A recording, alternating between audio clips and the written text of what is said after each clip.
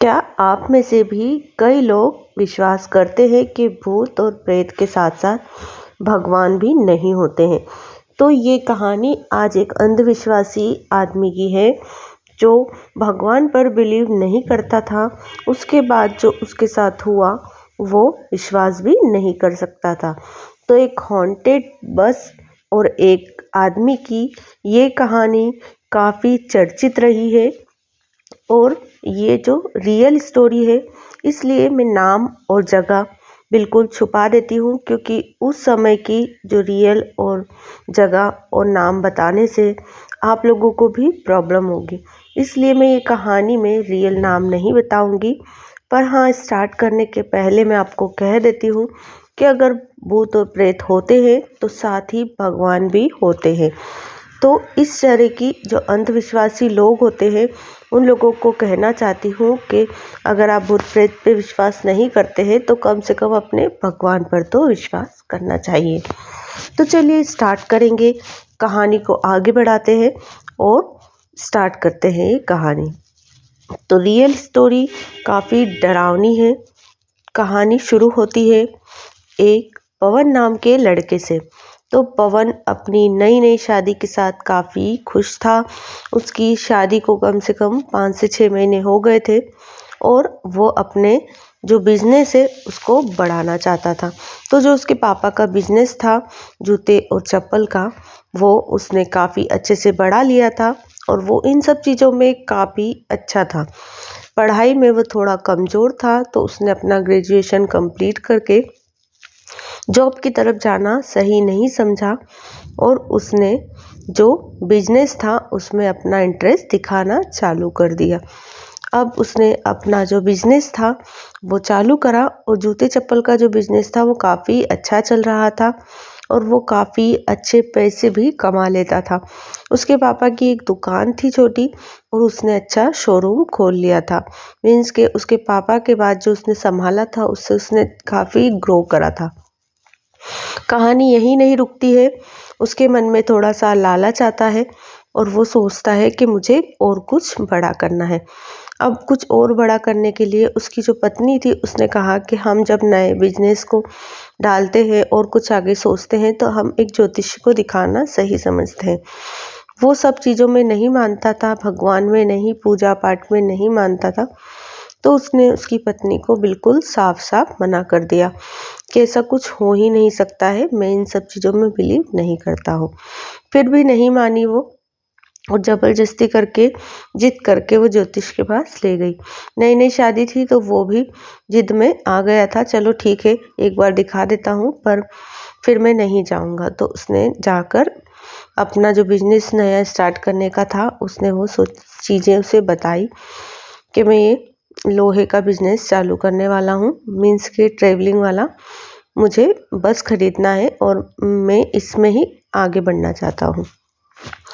अब पंडित जी जो थे उन्होंने साफ साफ मना कर दिया था कि तुम्हारी कुंडली में कुछ ऐसा दोष है जिस कारण से तुम ये अगर लोहे का बिजनेस करते हो तो तुम्हें काफ़ी घाटा जाएगा, तुम उसमें काफ़ी बर्बाद हो जाओगे।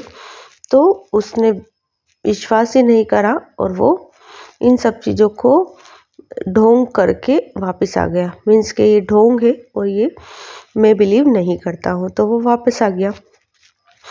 अब वो वापस आया तो उसने पंडित को भी कई गलत शब्द कहकर और फिर वहाँ से आया तो उसने घर आकर अपनी एक बस खरीदी। उसने इन्वेस्ट करा हुआ जो सारा पैसा था उसका जो शोरूम का, उसमें से उसने एक बस खरीदी और कुछ फाइनेंस करा लिया था। तो उसने आराम से एक बस खरीद ली थी। अच्छी लग्जरी बस थी, सब बढ़िया चल रहा था। पहले दिन की कमाई भी काफ़ी अच्छी थी। तो स्टार्टिंग में जब अपने घर पर किसी के भी घर पर कुछ चीज़ें नहीं आती है तो हम उसकी पूजा करते हैं, मंदिर ले जाते हैं।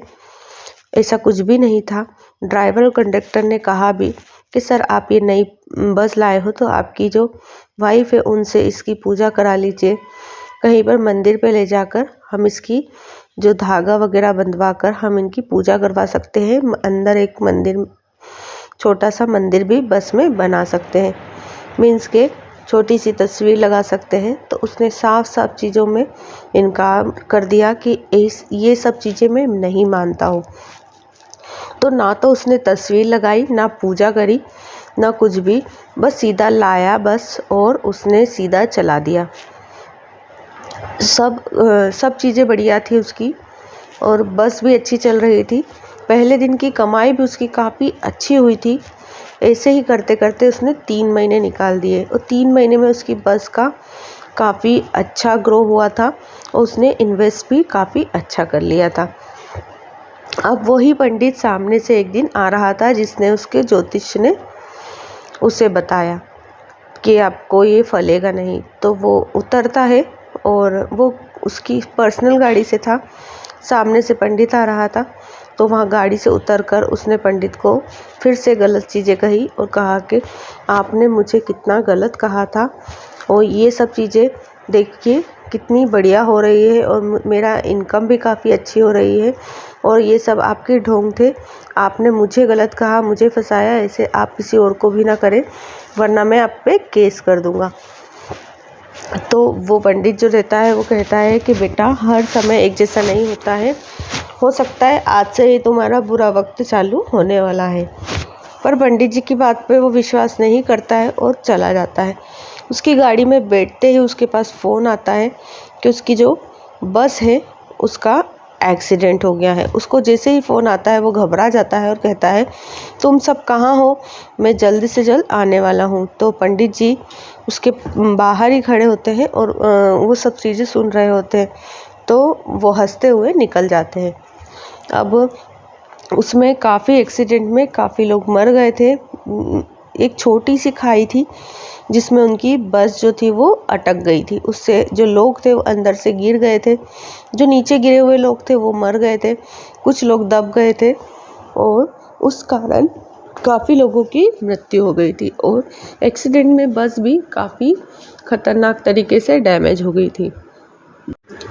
अब जो उसने 3 महीने की कमाई थी वो सारी उस बस में वापस लगाई और वो काफ़ी उदास सा हुआ, पर उसने ये सब चीज़ों पे विश्वास नहीं करा। उसने कहा धंधे पानी में तो घाटा और नुकसान सब चलता है। उसने वापस से उसकी बस को रिपेयर कराया और रिपेयर कराने के बाद उसकी जो बस थी वो वापस चालू हुई। तो वापस से वहीं पर जो बस थी वो अच्छे से चलने लगी, वापस से उसकी वही इनकम स्टार्ट हो गई।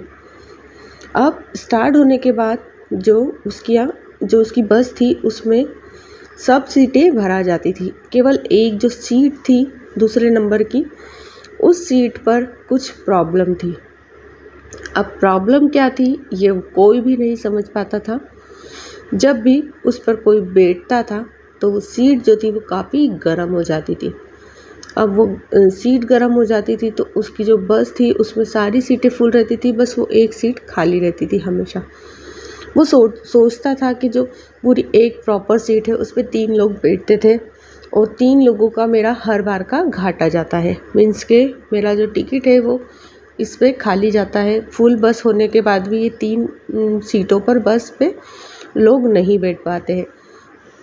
अब वो कुछ भी करके उस पर लोगों को बिठाने के लिए कन्विंस करता था, मीन्स के कंडक्टर से कहता था। तो कंडक्टर जो था वो भी और जो ड्राइवर था वो भी काफ़ी डरा हुआ था क्योंकि उन दोनों ने उसे नहीं बताया था, क्योंकि वो अंधविश्वासी था, वो विश्वास नहीं करता था इन सब चीज़ों पे और काफ़ी नास्तिक था, भगवान में बिलीव नहीं करता था। तो ड्राइवर और कंडक्टर था, उसने कहा कि अपना सिर फोड़ने से अच्छा है कि अपन ही कुछ कर सकते हैं अंदर। उनके साथ कई हादसे होते थे। कई बार तो वो गाड़ी साफ़ करते करते जो कंडक्टर था वो गाड़ी पूरी धोता था, साफ़ करता था ड्राइवर और कंडक्टर, तो उनके जो हाथ थे उस सीट पर आके जल जाते थे, चिढ़ जाते थे। और कई बार तो उस सीट पे से अगर कंडक्टर या ड्राइवर उस सीट पे अगर गलती से भी बैठ गए या रात में सो जाते थे तो जो उनकी हाइट थी वो काफ़ी ऊंची हो जाती थी। और जो कंडक्टर था वो उसने रात में जब वो सोया और उसकी झपकी लगी तो उसे जो कांच की खिड़की से फेंक दिया गया था, तो काफ़ी तरह की उसे चोट लगी थी उसमें से। वो नहीं समझ पा रहा था कि ऐसा मेरे साथ क्या हुआ, पर उसने ध्यान रखा कि मैं इसी सीट पर लेटा हुआ था। अब ऐसा ही उन्होंने एक दिन माताजी की फ़ोटो लगा ली कि अगर हमने सर को बताया तो ये नहीं लगने देंगे यहाँ पर फ़ोटो। तो उन्होंने चुपचाप से बस के अंदर ही एक सीट सामने की तरफ एक छोटी सी फ़ोटो लगा ली। वो लोग काफ़ी डरे हुए थे, तो उन्होंने कहा कि हम माताजी की एक फ़ोटो लगा देते हैं, सब कुछ बढ़िया हो जाएगा। तो उन्होंने अच्छे से कील ठोकी और उस फ़ोटो को प्रॉपर तरीके से बांध दिया। अब जैसे ही बस स्टार्ट हुई, सवारी बैठने लगी, वो जो फ़ोटो थी वो वापस से गिर गई। तो दोनों एक दूसरे का मुंह देखते हुए कहते हैं कि ये तो पॉसिबल ही नहीं था, हमने इतने टाइट तरीके से इसे पूरा प्रॉपर बांधा हुआ था, पर ये कैसे गिर सकती है। तो फिर भी उन लोगों ने वापस से उसे बांध दिया, पर वो जो तस्वीर थी वो खंडित हो गई थी, उसमें कांच जो था वो फूट गया था। अब उन्होंने लगा दी। उसके बाद उन्होंने कहा कि नेक्स्ट टाइम जब हम ख़रीदेंगे तो अच्छे से ख़रीदेंगे बिना कांच की, और इसे प्रॉपर तरीके से लगा देंगे। अभी तो इसे ही लगा देते हैं, पर वो खंडित हो गई थी। फिर भी जब वो सीट पर उन लोगों ने उस समय से सवारी बिठाना वापस स्टार्ट कर दिया।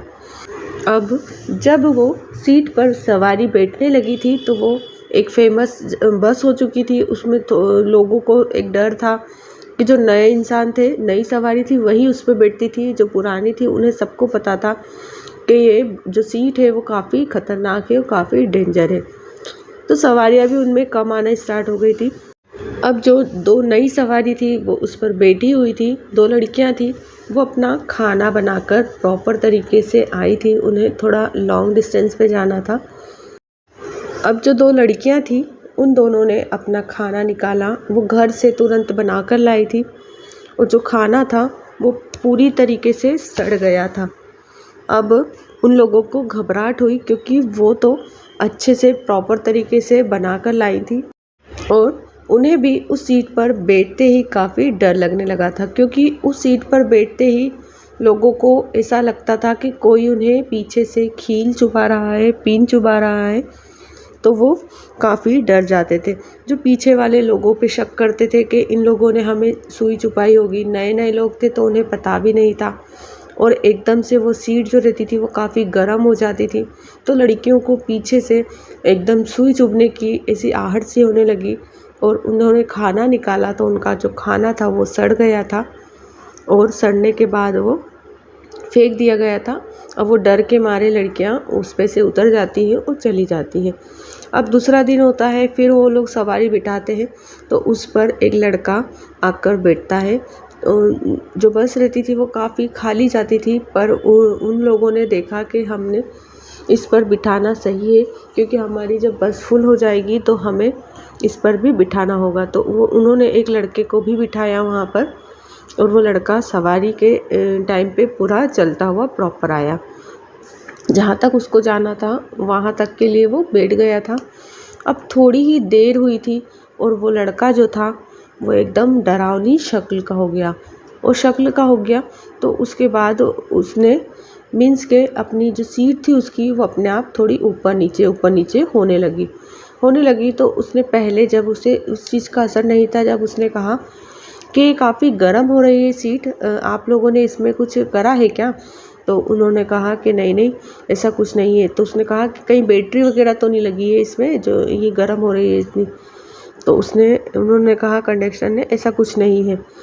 तो फिर वो वापस बैठ जाता है और अपनी गहरी नींद में सो जाता है। एकदम सोते सोते वो उठता है और कहता है, जब वो कंडक्टर उससे किराया मांगने आता है तो कहता है, तुम्हें पता नहीं है क्या, मैं यहीं पर रहती हूँ और मैं तुम्हें किराया दूंगी। ऐसे डर के मारे वो कंडक्टर जो था वो बाहर दूर चला जाता है और कहता है कि ये क्या बोल रहा है लड़का है। तो वो लैंग्वेज जो रहती है वो लड़की की बोलने लगता है। अब थोड़ी ही देर होती है और उसका जो फेस होता है वो एकदम लड़कियों जैसा होने लगता है। उसके चेहरे पे लिपस्टिक लग जाती है, बिंदी आ जाती है, वो बड़ी बड़ी आंखों पर काजल आ जाता है, और वो पूरी बातें जो थे वो लड़की जैसी करने लगता है। और जब वो चढ़ा था, जब उसके हाथों में मेहंदी नहीं थी, अब छोटी छोटी सी मेहंदी कहीं पर लगी कहीं पर नहीं, वो उसके हाथों में भी आ जाती है। इन सब चीज़ों से जो कंडक्टर और ड्राइवर रहता है वो काफ़ी डर जाता है। और कहता है कि आपको कहाँ जाना है। तो वो कहता है कि बस मुझे ये नाके तक उतार देना, मैं यहीं से चली जाऊंगी, मैं यहीं से चली जाऊंगी। तो उसे जो नाका रहता है आगे का, वहाँ पर कॉर्नर पे उतरना रहता है। तो वो इन सब चीज़ों के साथ ड्राइवर और कंडक्टर भी डरे हुए रहते हैं, क्योंकि सवारी काफ़ी कम थी तो उन्हें डर भी काफ़ी ज़्यादा लग रहा था कि ऐसा ना हो कि कुछ गलत हो जाए। अब वो वहीं पर थोड़ी ही दूर पर उतर जाता है। फिर वो सब घटनाएं वो अपने सर को बताते हैं, जिनकी बस रहती है। पवन नाम का जो लड़का रहता है उसकी बस रहती है, उसे बताते हैं। तो वो थोड़ा सा बिलीव करता है, तो वो वही पंडित जी के पास जाता है और माफ़ी वगैरह मांगता है। तो जो पंडित जी रहते हैं वो सब चीज़ें बताते हैं कि जो आपकी बस थी उसका एक्सीडेंट हुआ था।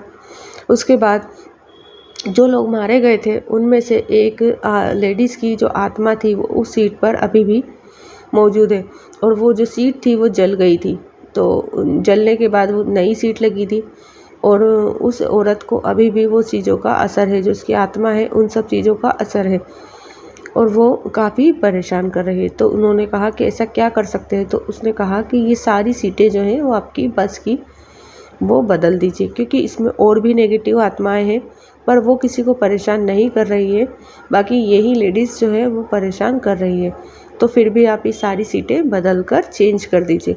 तो वो सारी सीटों को बदल देता है, और बदलने के बाद वो इतना मूर्ख रहता है कि जो उसकी सीट बदली हुई सीट थी वो नई लगा देता है, और जो पुरानी सीटें रहती है वो उसके घर के बाहर बड़ा सा चौगान रहता है उसमें ही पटक देता है कि कभी ना कभी ये ख़राब होंगी या फिर कुछ नई बसें आएंगी तो मैं इसमें इसका यूज़ कर लूँगा, बिल्कुल नई तो है, मैंने अभी तो रिपेयर कराई थी और सभी सीटें नई हैं। तो वो लालच के कारण उन्हें बेचता नहीं है और उन सीटों को वहीं रख लेता है। अब रात में जब भी उसे एकदम आवाज़ सी आने लगती है, उस लेडीज़ की आवाज़ उन सीटों में से आवाज़ गूंजने लगती है उसके घर में, और रात में जब उसकी पत्नी निकलती है तो उसे भी वो साक्षात दिखती है, और वो काफ़ी डर जाती है, वो रोने लगती है, एकदम से घबराने लगती है। फिर 1 या 2 दिन बाद उसे ये सब इंसिडेंट होने पता चलते हैं, तो वो मंदिर में काफ़ी पूजा पाठ के साथ अनुष्ठान करता है और उन सब सीटों को कहीं दूर ले जाकर जला देता है। तो आपको कैसी लगी ये कहानी मुझे ज़रूर बताइएगा, और चैनल को सब्सक्राइब नहीं करा है तो प्लीज़ चैनल को सब्सक्राइब ज़रूर कर दीजिए। वीडियो पसंद आए तो लाइक और शेयर करना ना भूलिएगा। Thanks for watching.